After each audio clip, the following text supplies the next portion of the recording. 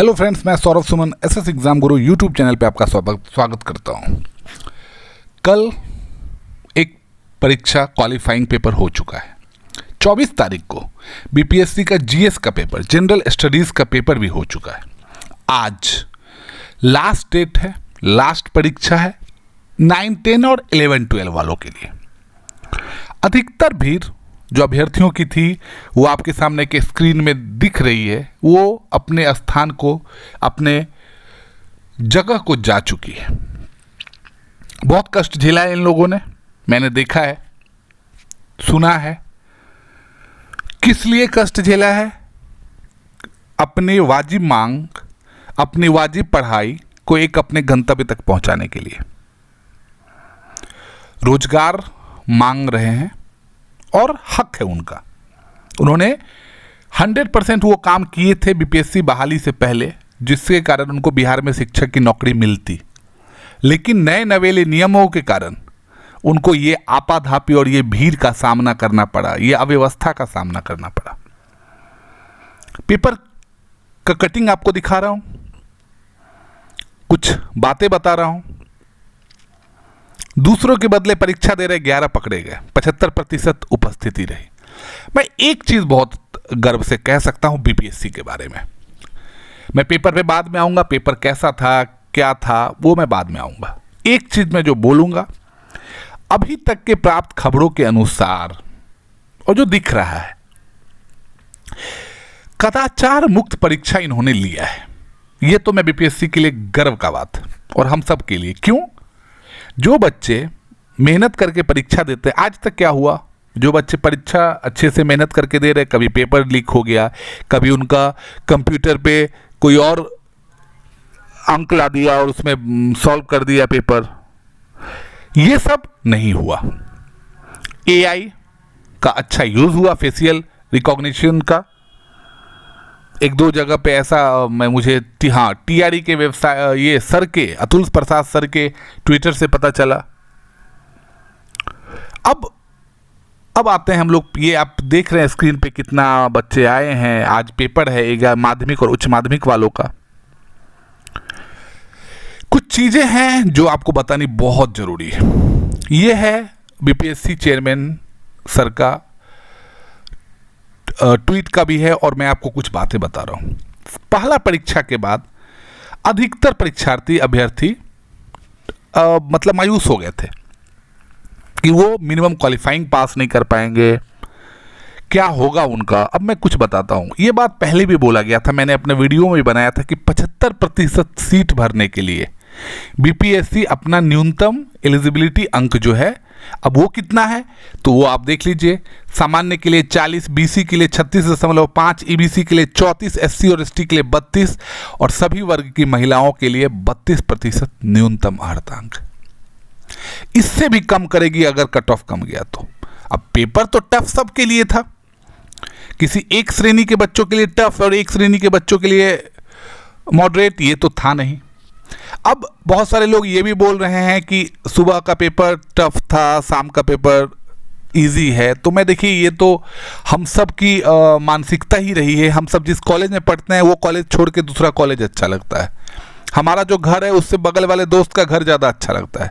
तो ये हमारी मानसिकता है, तो इसमें कोई दिक्कत भी नहीं है। देखिए, पेपर का जो कट ऑफ डिसाइड होता है सभी तरीके का पेपर का, वो उनके हाईएस्ट कट ऑफ से डिसाइड किया जाता है। इसमें यह नहीं है कि सुबह का पेपर शाम का पेपर है तो दोनों का सेम टू सेम मार्क्स से कट ऑफ होता है। तो आप इस बात का टेंशन ना लें, कट ऑफ कम जाएगा। अब पेपर इतना टफ क्यों पूछा गया, इसके पीछे कुछ कारण लग रहे हैं। अब कारण क्या है वो आप सुनिए। ये जो, जैसे आप, मैं एक यूट्यूब पे पढ़ाता हूँ, लेकिन मैं कोई पेड यूट्यूबर नहीं हूँ कि आप मुझे पेपर में इतना पैसा दें और फिर मैं आपके लिए कोर्स अप्लाई करूंगा। मैं अपने तरीके से जितना मुझसे संभव होता है मैं उतना वीडियोस डालता हूं, टेस्ट सीरीज डालता हूं, मटेरियल डालता हूं। तो आप मुझ पर डिपेंड नहीं थे, ये मुझे भी पता है, और मैं आपको बोल भी नहीं सकता। बीच में मैं बहुत बीमार पड़ गया था। लेकिन जो एक अपने यहाँ कुछ दिनों से, कुछ सालों से ये धारणा चली है कि आप ये गाइड पढ़ के, ये इतना क्वेश्चन बैंक पढ़ के आप कोई भी पेपर निकाल लीजिएगा, तो इससे हटा गया है, ये पैटर्न से हटा गया है। अब आपको बुक्स पढ़ना पड़ेगा, और ये यहाँ के एग्जाम के लिए नहीं, बीपीएससी का जो सीसी का एग्जाम होता है पीसीएस के लिए, उसका भी यही मोड ऑफ ऑपरेंडी रहा है पेपर का। तो यहां भी यही हो रहा है, यही हुआ।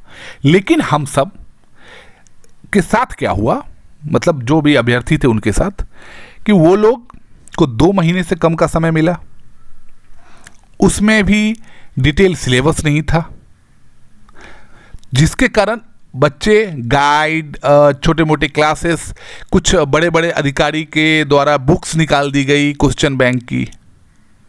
अभी सभी कहेंगे कि मेरे यहाँ से आया क्वेश्चन, मेरे यहाँ से आया, मेरे यहाँ से आया। भाई इंडिया में या वर्ल्ड में या दुनिया में सब जगह मिला के किसी बुक से ही ना कोई क्वेश्चन आया होगा।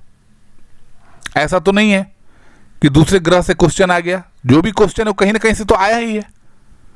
अब ये क्लेम कर लेना, देखिए मैं एज ए टीचर भी मैं बोल दूं मेरे पढ़ाए से आ गया, ये क्लेम से बेस्ट क्लेम होता है कि आपके बच्चे बोलेंगे कि आपका पढ़ाया आया, तो कट ऑफ कम जाएगा। तो पेपर टफ करने का एक नजरिया ये था। दूसरा, ये लोग यही सोच रहे हैं, आपको पहले भी बताया गया था, बार बार इनके प्रेस कॉन्फ्रेंस में सर के यही कहा जा रहा था कि आपको 11-12 का स्टैंडर्ड पढ़ना पड़ेगा, आपको ग्रेजुएशन का स्टैंडर्ड पढ़ना पड़ेगा, जिसके कारण उन्होंने स्टैंडर्ड को बहुत हाई कर दिया। उन्होंने कॉन्सेप्चुअल बेस्ड क्वेश्चन पूछे, SCERT से लेके सबका,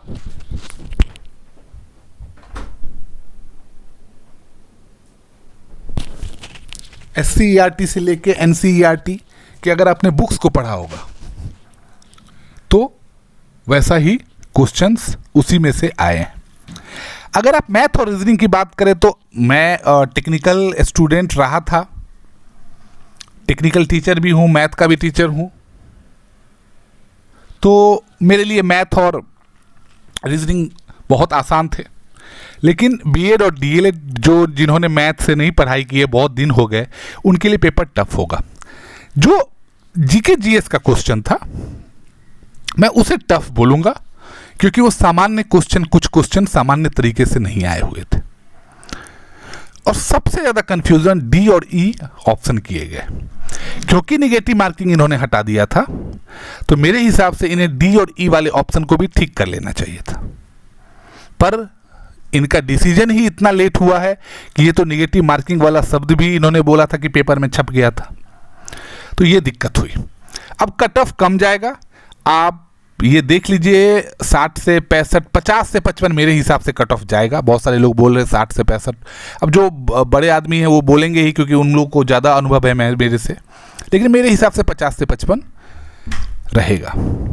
अब ये मुन्ना भाई वर्ड लिखना, किसी का नाम लेके मैं बोले कदाचार करते हुए पकड़े गए, उन्हें मुन्ना भाई कह के ये लोग ज़्यादा ही कर रहे हैं। अब चलिए, मैं एक ये सूचना मुझे बहुत पहले मिल गई थी, लेकिन मैं आप लोगों को बता नहीं रहा था क्योंकि आप लोग डिमोटिवेट हो जाते कि पेपर से पहले छत्तीसगढ़ में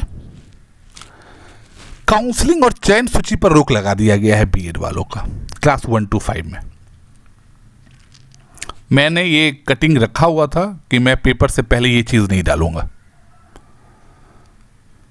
और ये हुआ है। अभी यहाँ भी इन्होंने इसी पैटर्न को लेके एक ये किया है कि 20 से 25 सितंबर जो फर्स्ट चरण का रिजल्ट आएगा उसमें डीएलएड वालों का मेरिट बनेगा, रिजल्ट उनका प्रकाशित होगा। क्योंकि बीएड वाले का चांसेस, अगर आप कोर्ट के हिसाब से चले तो मेरे जितना मुझे समझ में आ रहा है चांसेस कम है। जब तक एनसीटी का गैजेट नहीं आएगा तब तक हम 100% नहीं बोल सकते, लेकिन ये जो पैटर्न दिख रहा है, मैंने आपके सामने ये पेपर की कटिंग दयाल के बोल रहा हूं, तो चांसेस कम दिख रहे हैं। दूसरा, बाहर के जितने भी अभ्यर्थी आए हैं मैं उन्हें बता दूं कि उनका कट ऑफ सामान्य में जाएगा, जनरल में जाएगा। वो वहां पे किसी भी कैटेगरी के हों, पर उनका हर एक कट ऑफ सामान्य में जाएगा। तो ये अपडेट था।